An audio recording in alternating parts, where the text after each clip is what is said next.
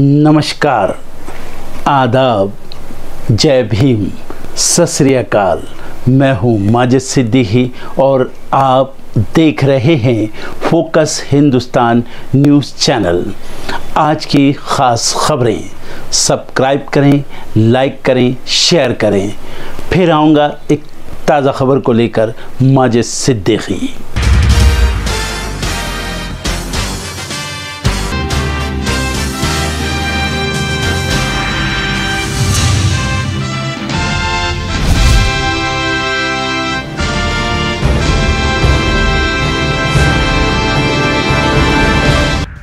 Budget सत्र से पहले सरकार ने 30 जनवरी को बुलाई सर्वदलीय बैठक। 31 जनवरी से शुरू होगा सत्र, 1 फरवरी को होगा पेश बजट।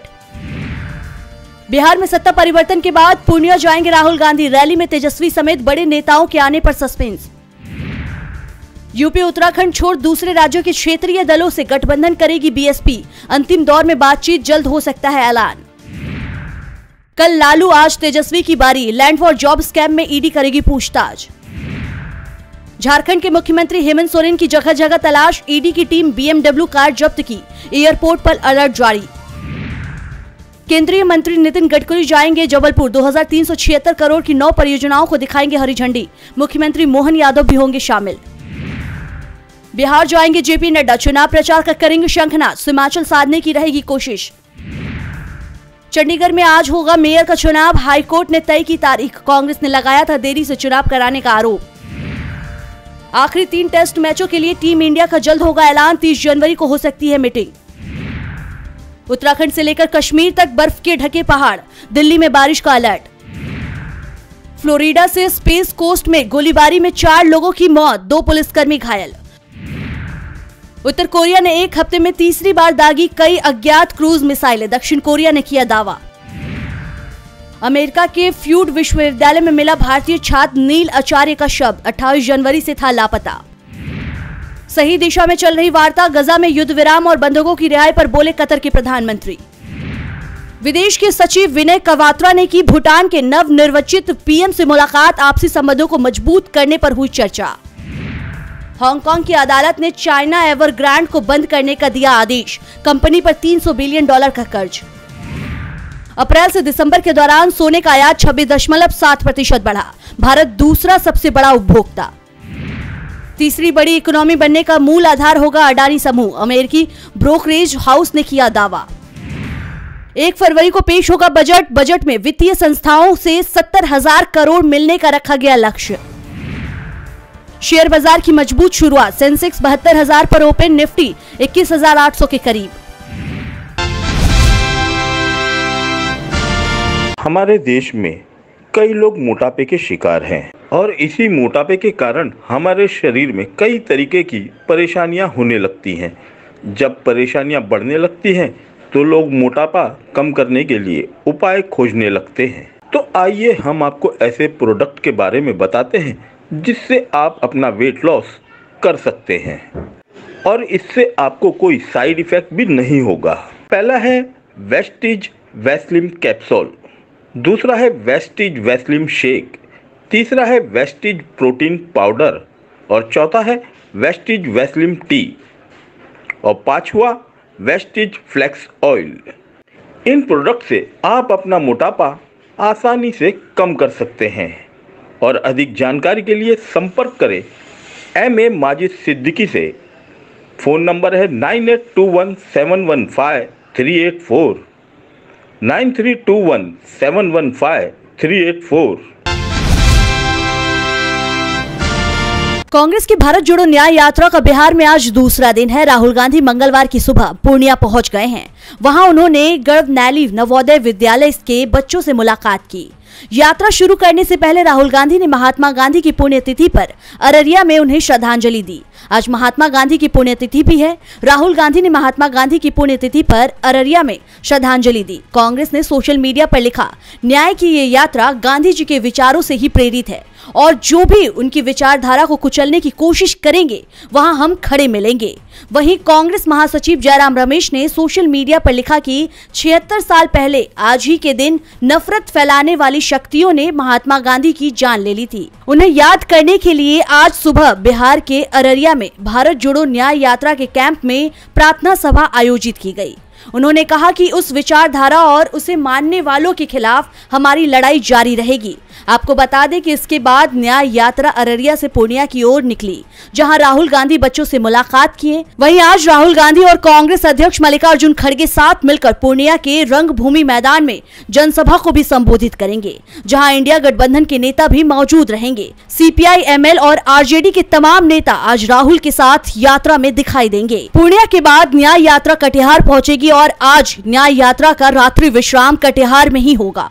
आपको बता दें, राहुल गांधी की न्याय यात्रा को सफल बनाने के लिए प्रदेश के सभी कांग्रेसी विधायक, विधान पार्षद, पार्टी के तमाम पदाधिकारी और कार्यकर्ता पूर्णिया में मौजूद हैं।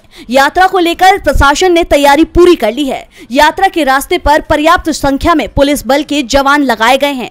इससे पहले राहुल गांधी ने सोमवार को अपने संबोधन में आरएसएस और भाजपा सरकार पर जमकर हमला बोला था। यात्रा 31 जनवरी को मालदा के रास्ते पश्चिम बंगाल में फिर से प्रवेश करेगी और मुर्शिदाबाद से गुजरने के बाद 1 फरवरी को फिर से यात्रा बिहार में प्रवेश करेगी। आपको बता दें, न्याय यात्रा के दौरान 76 दिनों में 6713 किलोमीटर की दूरी तय की जाएगी और ये 15 राज्यों के 110 जिलों से होकर गुजरेगी। यात्रा 20 या 21 मार्च को मुंबई में समाप्त होगी।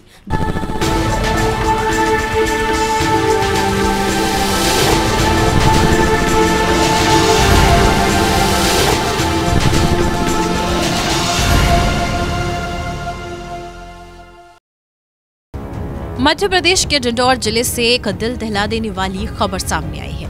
मध्य प्रदेश के डिंडौर में एक महिला एसडीएम की हत्या का मामला सामने आया। पुलिस ने जब जांच शुरू की तो ये पाया कि एसडीएम की हत्या उसके पति ने की है।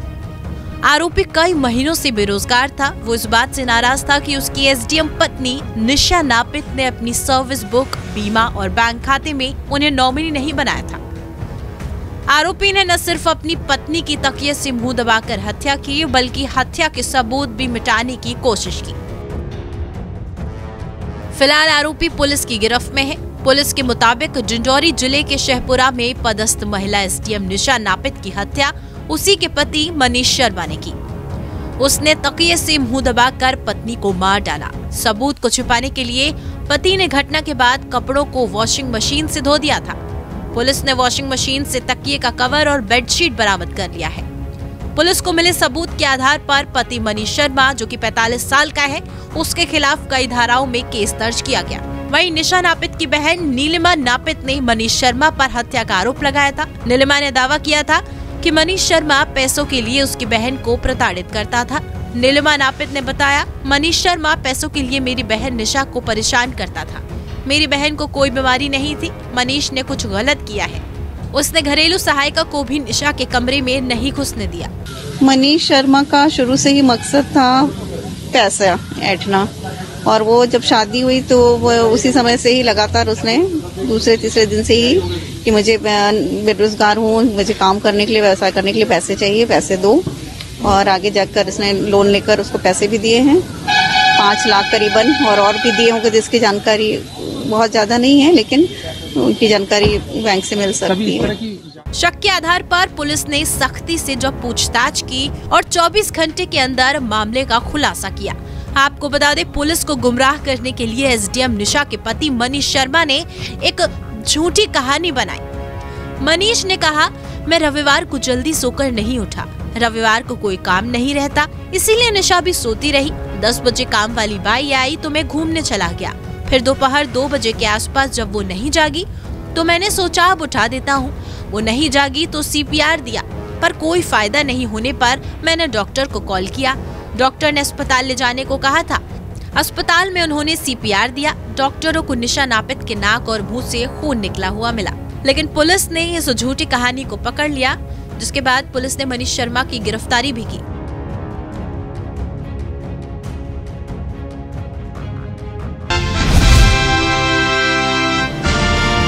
आप देखते हैं आपकी सोसाइटी में कई स्ट्रे डॉग्स घूम रहे होते हैं और उनको खिलाने के लिए कई लोग जो हैं उनकी देखभाल करते हैं और उनको फीड करते हैं। उसके साथ साथ उनको कपड़े भी प्रोवाइड करते हैं और साथ साथ बेडिंग भी प्रोवाइड करते हैं। तो क्या जब ये कुत्ता किसी को काट ले तो क्या उस व्यक्ति की, जो उसे फीड कर रहा है, जो उसे खाना दे रहा है, जो उसे बेडिंग दे रहा है, उसकी रिस्पॉन्सिबिलिटी बनती है। इसका आंसर है सेक्शन 291 भारतीय न्याय संहिता में, अभी अभी जो नए कानून आया है उसमें ये लिखा हुआ है कि जो वो कुत्ता जिसका ओनर है, जो उसे खाना दे रहा है, जो उसे जो है बेडिंग दे रहा है, वो भी व्यक्ति रिस्पॉन्सिबल होगा। तो यहाँ पे जो है उसे 6 महीने की सजा और साथ साथ फाइन हो सकता है।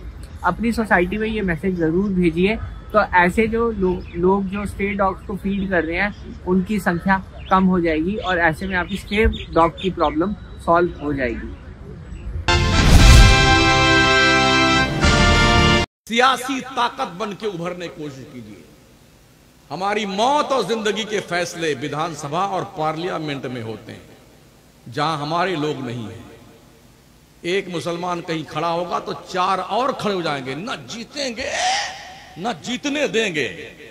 बे बुद्धू, तू भी कूटा जाएगा और वो भी कूटा जाएगा।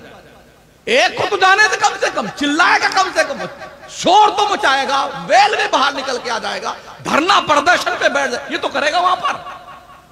लेकिन नहीं, एक प्रधान लड़ता है तो 5 प्रधान खड़े हो जाएंगे, हम भी प्रधान बनेंगे। हो सकता है अरे वो प्रधानमा जो बना था ना, वो हमारा खेत उसने यूं कर दिया, थोड़ा टेढ़ा कर दिया, इसलिए हम उसको वोट नहीं देंगे। अपने स्वार्थ के लिए मिल्लत का नुकसान मत कीजिए, अपने फायदे के लिए कौम का नुकसान मत कीजिए। कुछ फर्क नहीं पड़ता, थोड़ा टेढ़ा हो गया है रास्ता, मेड़ थोड़ी टेढ़ी हो गई है, प्रधान ने हमारी मदद नहीं की, कोई बात नहीं, अल्लाह मददगार है, क्या फर्क पड़ने वाला है।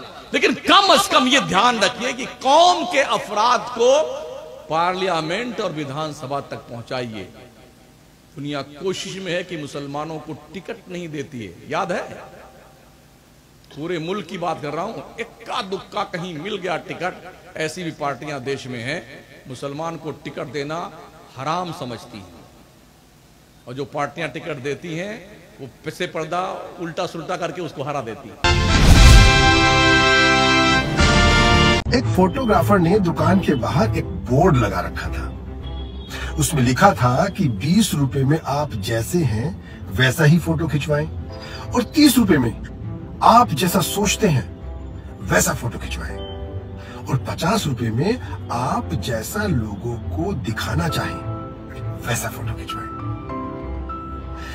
मित्रों, इस फोटोग्राफर ने बाद में अपने संस्मरण में लिखा कि मैंने जीवन भर फोटो खींचे, लेकिन किसी ने भी 20 रुपए वाला फोटो नहीं खिंचवाया, सभी ने केवल 50 रुपए वाले फोटो खिंचवाए।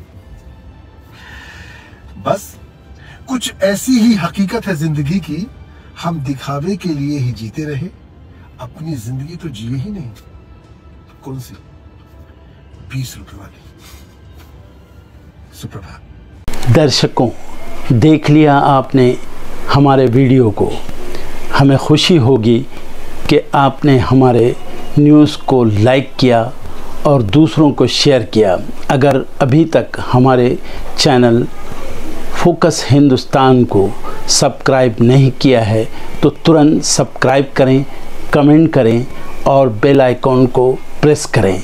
हम हाजिर हैं खबर के लिए।